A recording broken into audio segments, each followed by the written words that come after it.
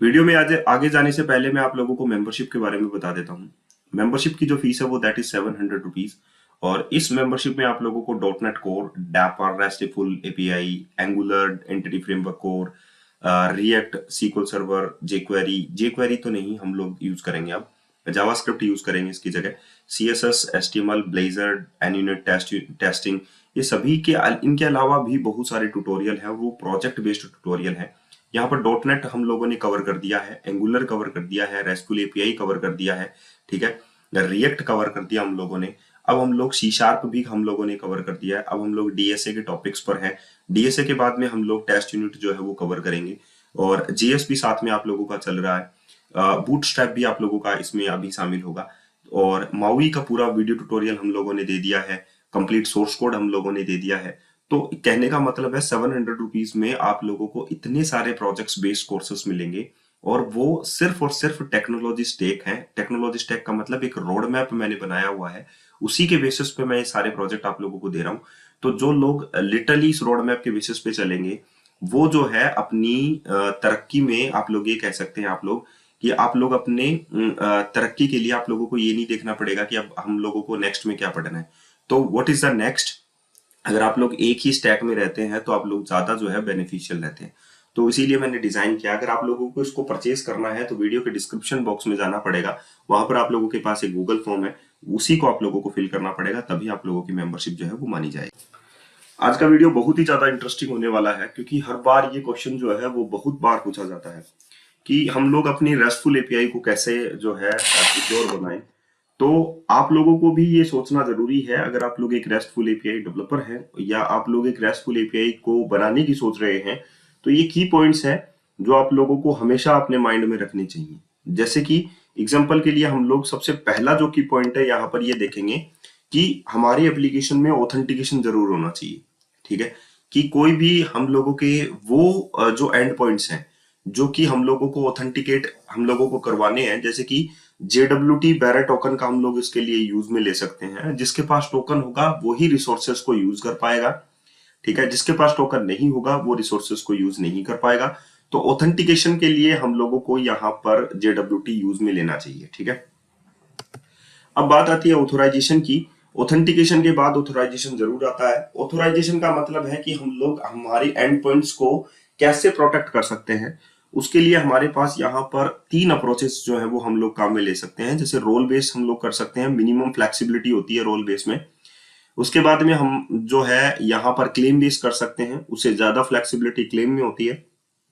और सबसे ज्यादा अगर आप लोगों को फ्लेक्सिबिलिटी चाहिए ऑथोराइजेशन करने में तो आप लोग पॉलिसी बेस्ड ऑथोराइजेशन जो है वो कर सकते हैं, ठीक है। तो यहाँ पर एप्लीकेशन में ऑथोराइजेशन होना चाहिए। नेक्स्ट HTTPS रीडायरेक्शन होना चाहिए, यानी कि कोई भी एप्लीकेशन अगर आप लोगों की HTTP से एक्सेस हो रही है तो हम लोग ये मानेंगे कि हम लोग उसे रीडायरेक्ट करेंगे HTTPS के ऊपर, कि एप्लीकेशन जो है वो HTTPS के ऊपर मूव हो जाए।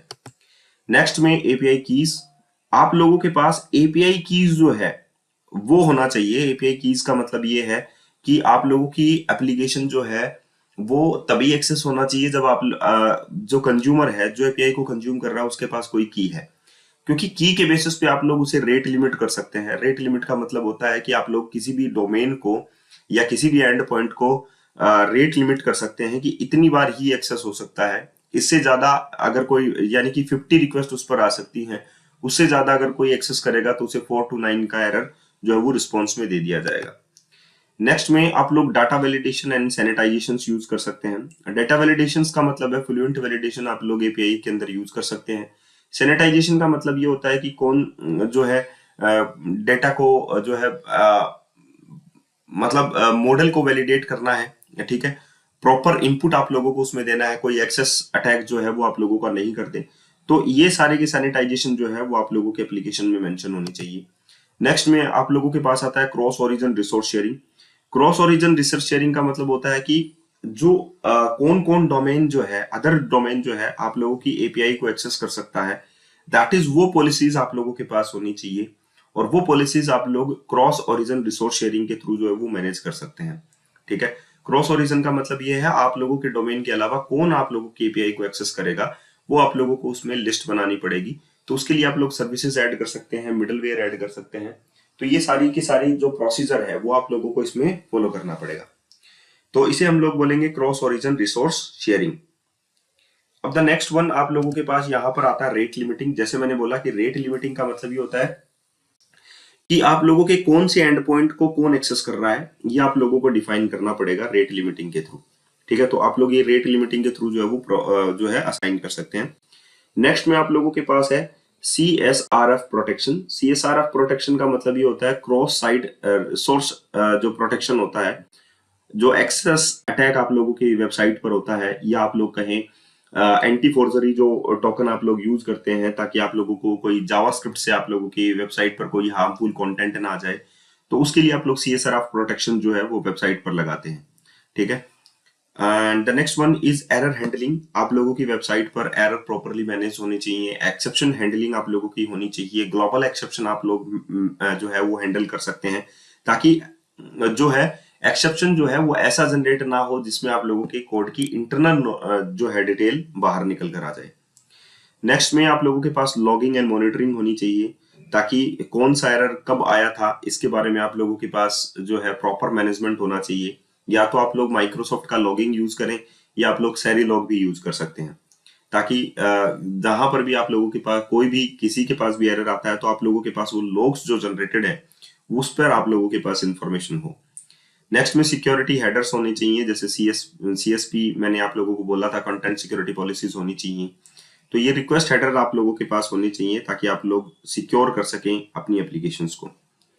नेक्स्ट में आप लोगों के पास API गेटवे होना चाहिए। API गेटवे यानी कि हर एक रिक्वेस्ट जो APIs पर आ रही है कंज्यूम करने के लिए, अगर वो माइक्रो सर्विस आर्किटेक्चर में है तो आप लोग ओसिलोट गेटवे यूज कर सकते हैं, जोर का गेटवे आप लोग यूज कर सकते हैं। तो API गेटवे आप लोग मैनेज करेंगे ताकि सारी रिक्वेस्ट वहीं पर आप लोगों के पास आ जाए। एंड द नेक्स्ट वन आप लोगों के पास token expiration and refresh token आप लोगों के पास होना चाहिए। टोकन एक्सपायरेशन और रिफ्रेश टोकन का मतलब है कि आप लोगों के पास अगर टोकन है, एक्सेस टोकन है, तो आप लोग उससे रिफ्रेश टोकन जनरेट कर सकें, और उसका एक्सपायरी टाइम भी होना चाहिए कि 7 डेज हो गया या मिनिमम डेज आप लोग रहे, ताकि यूजर से आप लोग जो है दोबारा से उसे लॉग इन करवा सकें। That is token expiration and refresh token, ये इसमें मेंशन होना चाहिए। नेक्स्ट में डाटाबेस सिक्योरिटी होनी चाहिए। डाटाबेस सिक्योरिटी का मतलब है कि कोई भी डेटाबेस में SQL इंजेक्शन अटैक ना कर सके, तो उसके लिए आप लोगों के पास जो है पैरामीटराइज्ड क्वेरी ही जानी चाहिए। तो वहां पर डाटाबेस सिक्योरिटी का कॉन्सर्न जो है वो आप लोगों के माइंड में आना चाहिए कि पैरामीटराइज्ड क्वेरी ही जाए तो ज्यादा बेहतर रहेगा। नेक्स्ट में आप लोगों के पास है throttling and quotas. Throttling and quotas का मतलब भी वही होता है जो आप लोगों के पास रेट लिमिटिंग में होता है, कि एक कंज्यूमर को उतना ही कोटा जो है वो प्रोवाइड किया जाए जिससे वो उतना ही एंड पॉइंट्स को हिट कर सके, और वो जो डेटा है वो उतना ही आप लोगों को उसको मिल सके फॉर द कंज्यूमर। नेक्स्ट में एनक्रिप्शन आता है। जो आप लोगों की सिक्योरिटी कीज हैं उनको आप लोग एनक्रिप्ट करके भेजें।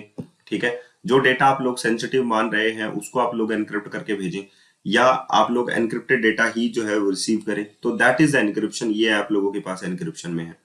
डिपेंडेंसी वल्नरेबिलिटी एंड मैनेजमेंट आप लोगों का होना चाहिए, यानी कि कोई भी डिपेंडेंसी आप लोगों की जो यूज में आप लोग ले रहे हैं, जैसे कोई पैकेज आप लोग यूज में ले रहे हैं, तो उसका प्रॉपर जो है अपडेशन होना चाहिए। ठीक है, अगर आप लोग वहां पर प्रॉपर अपडेशन करते हैं तो that is dependency vulnerability management आप लोग वहां पर परफॉर्म कर सकते हैं।